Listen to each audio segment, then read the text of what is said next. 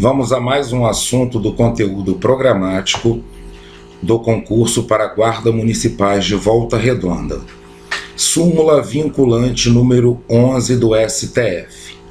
Dispõe sobre o uso de algemas.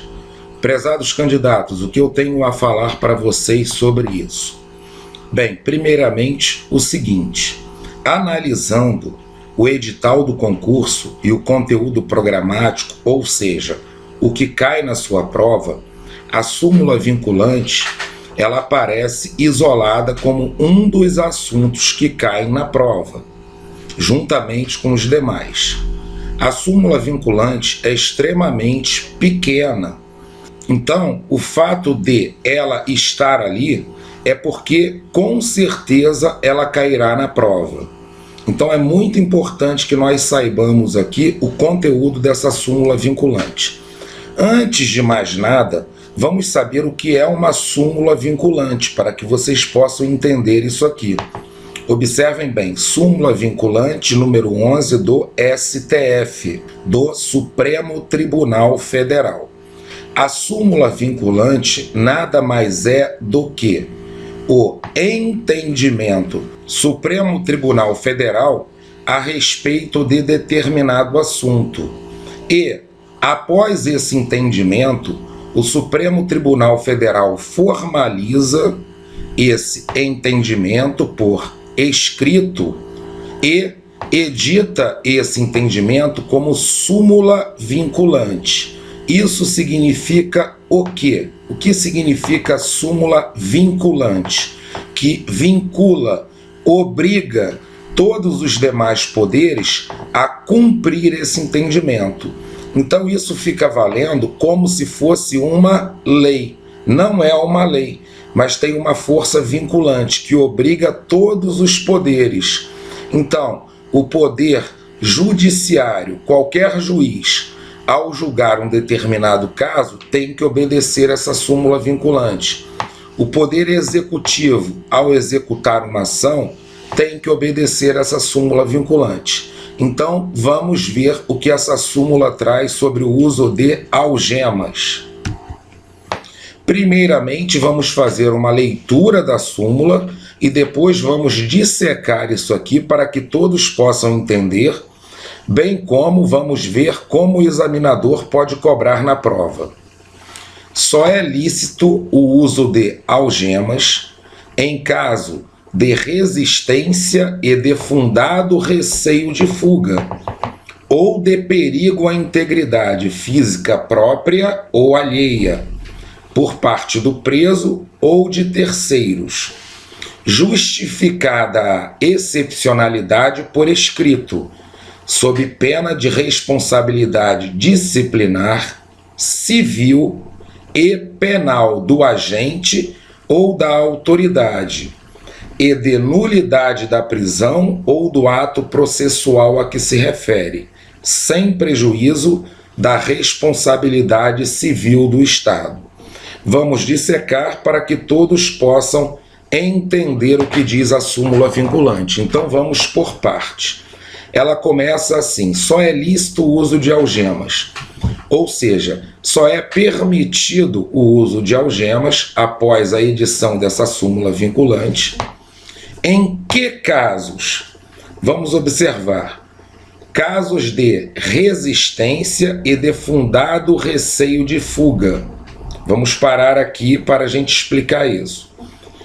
A autoridade, o agente, vai efetuar uma prisão.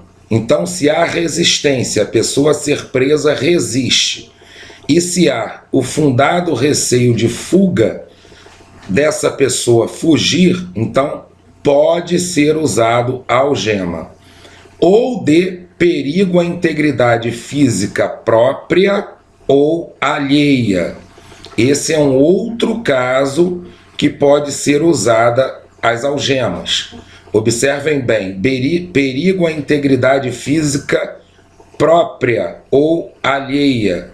Então, perigo à integridade física daquela pessoa que está sendo presa ou perigo à integridade física de qualquer outra pessoa que esteja nas proximidades. por parte do preso ou de terceiros. Esse perigo pode ser provocado pelo próprio preso ou por outras pessoas que estejam ali nas proximidades da prisão.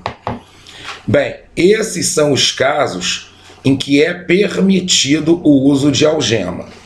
Agora, mesmo assim, a autoridade, o agente que usar as algemas, ele tem que explicar por escrito por que ele fez isso, ou seja, que estavam presentes essas condições. Por isso que vem explicado aqui, justificada a excepcionalidade por escrito. Então eu tenho uma observação muito importante.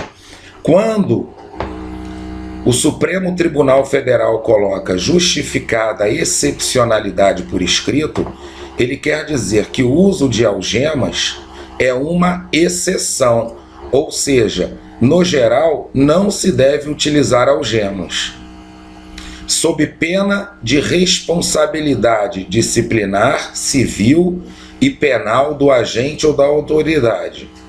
Então, pessoal, olha só, se as algemas não forem usadas nessas condições, e se a autoridade, mesmo usando, não justificar a excepcionalidade, o que acontece? Essa autoridade, esse agente, vai responder disciplinarmente, civilmente e penalmente. Disciplinarmente é dentro da instituição a qual ele faz parte. Civilmente, ele vai responder no que tange a indenizações para aquela pessoa que sofreu o dano.